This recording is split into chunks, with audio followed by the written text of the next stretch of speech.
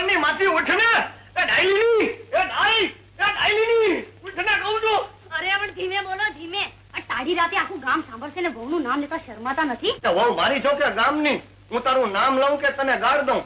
વાલી કરું કે વાંજણી કહું? એમાં ગામના ગગનનું શું જાય છે? પણ હરસુરાયા સાંભળશે તો?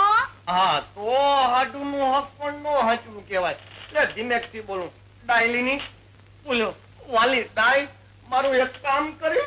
અટાણે? હા, ધણીને ધણિયાણીનું ક્યારે કામ પડે એનું કઈ નક્કી હોય એ તો કટાણે કામ નહીં કરે. શું થયું? ચોયણી ફાટી ગઈ.